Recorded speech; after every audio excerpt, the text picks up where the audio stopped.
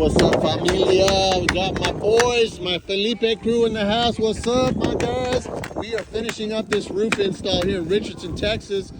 Got my girl Alexis over there. Project manager, thank you for watching over this job and helping out. We got a crew out here. We got management out here. We got Israel somewhere down there pretending like he's not working, but that guy working every single day. Hey, what's up, family? It's your boy Miguel with Results Roofing. Check it out. I'm sporting my new United States Marine Corps patch on the shirts that our company ownership and partners gave us. Shout out to my boys Dustin Gutkowski, Jason Miller, Jeremy Dupe, and Kevin Edwards. Thank you for this awesome polo and the veteran hat. I'm supporting my veteran skills here. What's up? So yeah, I wanted to show you a little bit. I have a couple of things I want to talk about. Let's take a look at this job. So we're finishing up with a nice barkwood color. Look at this color, the barkwood, which goes excellent with a tan kind of beige color they have on their house. We got these people a claim approved after the insurance said, nope, there's no damage. But you know what we did? You know what I did? I said, no, you ain't gonna treat these people like that, insurance. So we came out here, did a second inspection with all the photos and the proof and the evidence, and we supplemented the insurance for a re-inspection. They came out and they said, okay, we concede, you're right, we're gonna buy this roof. So not only did they buy this roof, but they paid for everything, the roof and the gutters here, and we were able to do this entire roof at no cost out of this person's pocket because they had some collateral damage that we used towards it. But not only that, they got the upgrade. So they're getting the high profile ridge cap shingles and they're getting the lifetime architectural shingles as an upgrade. Check out how beautiful this ridge cap and ridge vent looks together. Now this is how the ridge vent goes on. The ridge vent system is way better than turbines and vents like that, because what we do is we cut open the center of the top of the roof about 3 inches, right?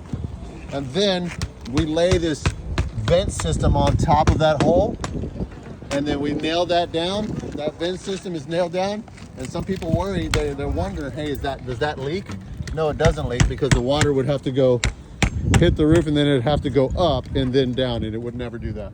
So these are totally safe. They look amazing. All right, they make the roof look nice and clean. We're finishing up this job. I did want to talk about something on the side here. Something came up for me. Now, you see over here, across the neighbor, we got missing shingles right there. Missing shingles, and that's completely open. That's an opening on the roof right there. Let's see if I can get a zoom right here, or focus. That's an opening on the roof right there. So water can get in right there, and there's missing shingle right there. That's a total opening. And there's another one right over here. Let's see if I can get over it. So yeah, you can see the shingle laying right there in the back. There's another shingle just laying there, and there's another opening over there. Anyways, so I went over next door, and I wanted to talk about something serious here. So went over next door, and I saw one of those signs that we see every once in a while in front of somebody's house. No soliciting, no trespassing, do not knock, do not ring the doorbell, don't make it weird, get off my porch. And you know, I have this kind of theory, like I feel like some people that have those things, that they just don't want to deal with other people. They don't want to deal with salesmen, and I get it. Don't want to deal with salesmen, and you know, don't want to be bothered. But sometimes there's a deeper underlying thing about that. So, you know, being that we're working literally next door, and we got trash that's been falling on his yard, you know, in the backyard. So we knock those doors that have no soliciting signs, because, you know, it's a courtesy, because we're literally working next door, and we'd like to clean up and just kind of make an introduction. We're making all this noise next door. So I went over and, you know, I said, hey, sir, first thing I said, I see your sign. I apologize if I'm disturbing you, sir. And he came out, he looked a little flustered and frustrated that I'm even standing at his door. And I saw a look of somberness, of sadness to him. And I offered to help him. I said, hey, look, I don't mean to bother you, man, but I see you got a couple of openings in the roof. I'd like to get up there and patch it up for free for you, sir. If I can just do that for you, I'd really, really appreciate it. To do this absolutely free. You don't even have to worry about anything. I just don't want no water getting in your house. And he's like, no, I'm good. Get away from me. I'm good. Like, basically, don't call me anymore. Don't knock on my door. So I was like, okay, yes, sir. Didn't mean to bother you. Have a nice day. Here's my card in case you need it. If anything comes up, just let me know. So I left, I left it be. And then today, as we're roofing, I'm on the roof and I see him in his backyard, and I, said again, sir, let me know. I'd love to patch it up for you. He's like, he just shooed me off. So what I got from that interaction is I felt some sadness and I felt some depression. So I immediately was sent back to a time in my life where I was going through a hard time. And in that hard time, I was going through a divorce custody battle. I'm going to get over here in the shade so I can talk. I was going through a divorce custody battle, and it was the worst time of my life. It was the dark night of the soul. I was put through the fire, and I was literally devastated, losing access to my kid. I was totally a wreck, and I became depressed in a deep, dark depression. I was so depressed, and I just want to speak to those that are feeling sad and depressed in life, and that feel like that you don't have anything going for you, and that you just keep getting hit and knocked down, and just things don't seem to go your way. Hey, I've been there. And I understand, there's over 22 veterans per day commit suicide per day. And this is something that's important to me because, I'm a veteran and I have PTSD from the Marine Corps, from my time in the Marine Corps, from my training and all the things I went through. I went through some hazings, I got my ass beat. I got all kinds of things, We all have some stuff, right? Sometimes we're just don't feel like we have what it takes to move forward, to go forward. Well, I just want to send a message to those that aren't feeling like you have anything to live for or purpose. You have a life purpose. You have a gift and a talent that you're the best at, that nobody else is better than you at. And, the way I made it through my depression is it was really rough. I had to start by tiny little wins. So what I would do was I figured out I needed to make a win today because it seemed like I was losing every single day. I was losing everything. So I saw a video from a Navy SEAL about making your bed, and I watched it and it inspired me. I was like, okay, I can make my bed, okay? So I used to sleep in for 3 hours every day. I couldn't even get out of bed. That's how depressed I was. So I finally decided, okay, I'm just going to decide every morning, I'm just going to start with that ritual, just that one thing. And that's all I need to do. If I can just do that, I can maybe start with another one. So I started doing that. And to this day, 5 years later, I've never not made my bed. I've made my bed every single day. That's my ritual. And then once I got that down, it took about a month, and I was like, okay, this is like second nature. This is nothing. So then I started implying another ritual. I started to run. I started to jog. I was like, okay, so, just because I feel like I'm mentally not there, right? I'm mentally unwell. At least I can be physically well. So I'm good with that. No, let's see how we can get my body in shape. So I started working out 3 to 4 times a week, going to the gym, working out, and running. And that running was great for me. I would run, 2 or 3 miles a day, and I'd get out there and I'd move my body. So I'd get my body in motion, energy in motion, moving my body and moving that energy. Energy in motion is emotion. So I also didn't judge myself for feeling sad. I allowed myself to feel sad and depressed, and I sat with that in prayer and in meditation. And I went out to some parks every once in a while, and I sat by the pond and duck pond and saw the geese. And I just was in stillness, in God's country, out in the open.